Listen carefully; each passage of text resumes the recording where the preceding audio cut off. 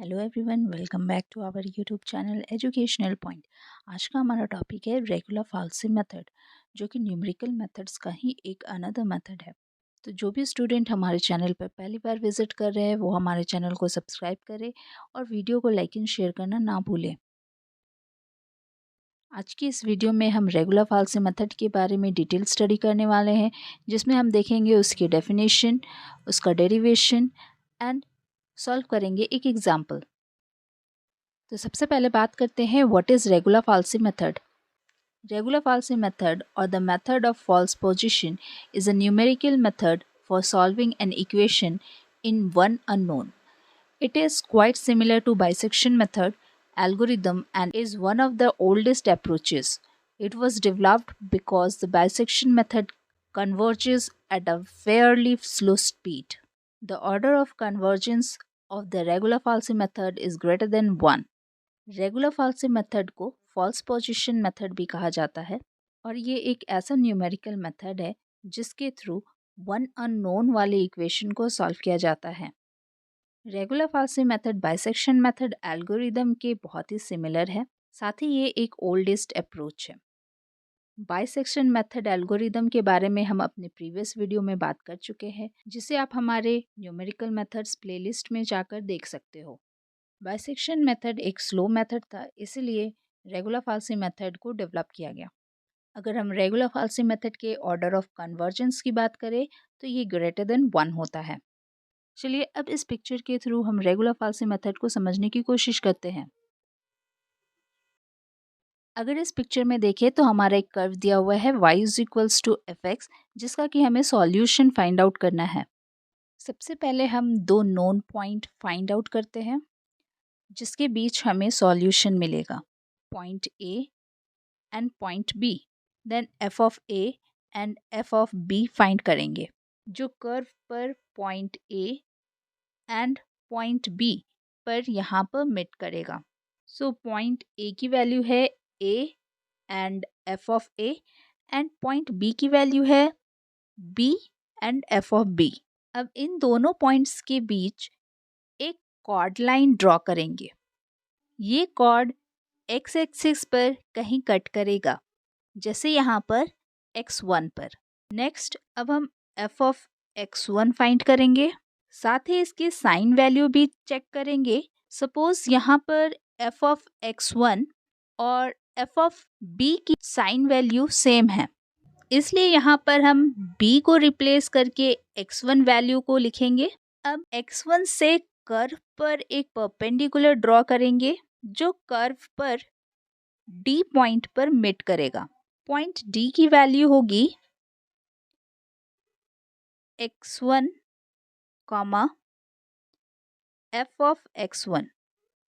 Next अब हम point A और पॉइंट D के बीच में एक कॉर्ड लाइन ड्रॉ करेंगे। ये कॉर्ड लाइन x एक्सिस पर x2 पर कट करेगा। अगेन हम x2 से कर्व पर एक परपेंडिकुलर ड्रॉ करेंगे जो पॉइंट E पर मिलता है और इसकी वैल्यू होगी x2, f ऑफ x2। इसी तरह हम बार बार ये प्रोसेस रिपीट करते रहेंगे जब तक कि हमें एक्चुअल सॉल्यूशन ना मिल जाए। Derivation of regula falsi method.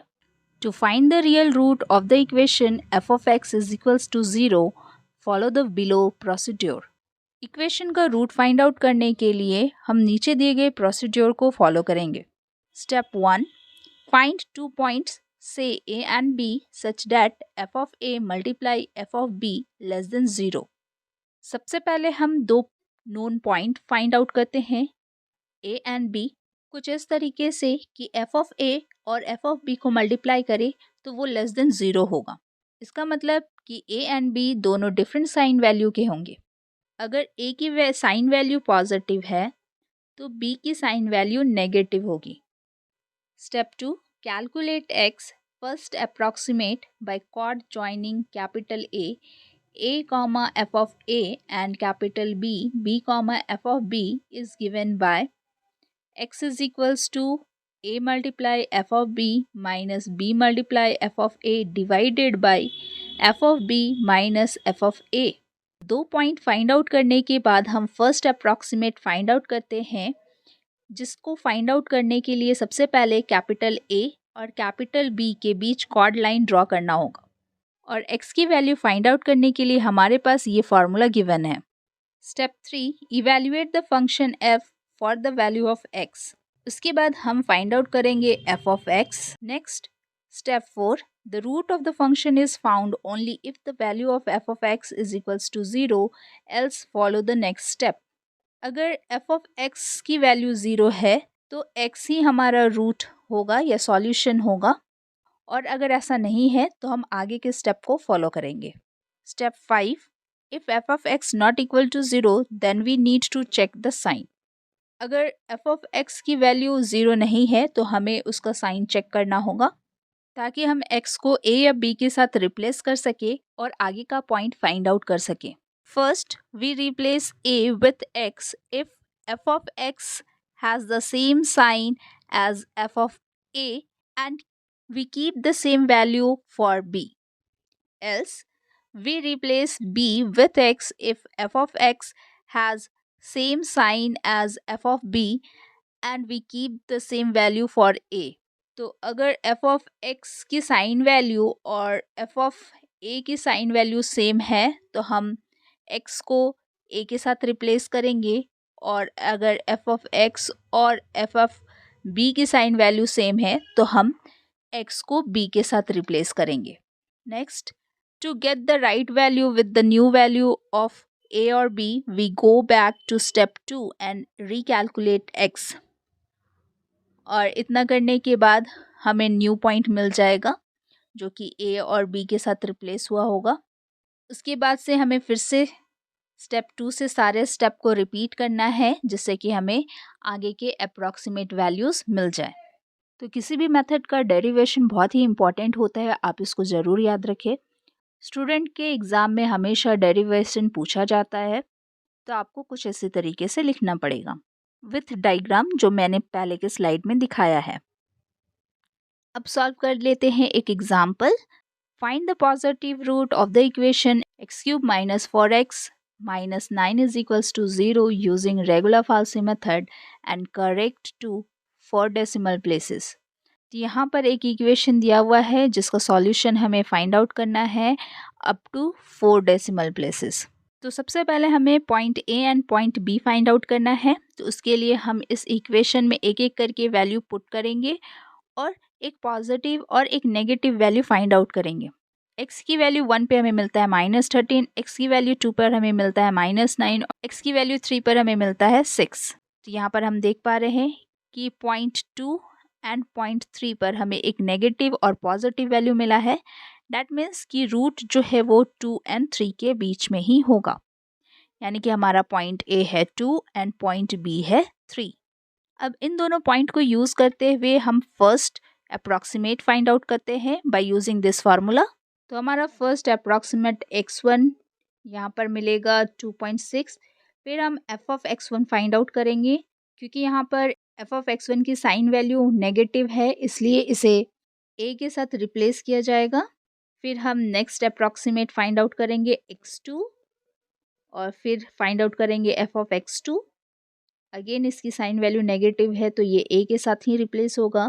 फिर हम फाइंड आउट करेंगे x3 और फाइंड आउट करेंगे f ऑफ x3। यहाँ पे अगेन नेगेटिव वैल्यू है तो हम फिर से रिप्लेस करेंगे विथ a। हमारा नेक्स्ट अप्रॉक्सीमेट होगा x4। उसके बाद फिर हम फाइंड आउट करेंगे f ऑफ x4, जिसकी साइन वैल्यू अगेन नेगेटिव है तो हम a के साथ रिप्लेस करेंगे। नेक्स्ट अप्रॉक्सीमेट है x5। फिर फाइंड आउट करेंगे f ऑफ x5, जिसकी साइन वैल्यू अगेन नेगेटिव है तो a के साथ रिप्लेस होगा। एंड देन फाइंड आउट करेंगे x6। अगर हम यहाँ पर देखें तो x5 की वैल्यू और x6 की वैल्यू 4 डेसिमल प्लेसेस तक सेम है, तो यहाँ पर हम अपना अप्रॉक्सीमेट फाइंड आउट करना स्टॉप कर देंगे और जो हमारा आंसर आएगा 4 डेसिमल प्लेसेस तक वो होगा 2.7065।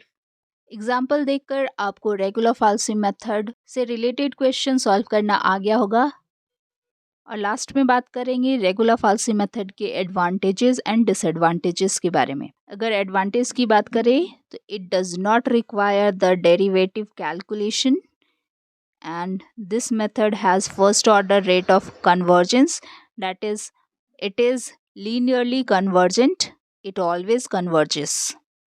तो रेगुलर फाल्सी मेथड में डेरिवेटिव यूज़ नहीं होता है, जैसा कि हम आगे पढ़ेंगे कि न्यूटन्स मेथड में डेरिवेटिव यूज़ होता है। साथ ही इसका जो रेट ऑफ कन्वर्जेंस होता है ग्रेटर देन 1 और ये लीनियरली कन्वर्जेंट होता है। अब अगर डिसएडवांटेज की बात करें तो as it is trial and error method, in some cases it may take large time span to calculate the correct route and thereby slowing down the process। जैसा कि अभी हमने प्रोसेस देखा रेगुलर फाल्सी मेथड में, इसमें भी काफ़ी time लग जाता है and it is used to calculate only a single unknown in a equation। और ये सिंगल अननोन वैल्यू यानी एक वेरिएबल के इक्वेशन को सॉल्व करने के लिए ही यूज़ किया जाता है।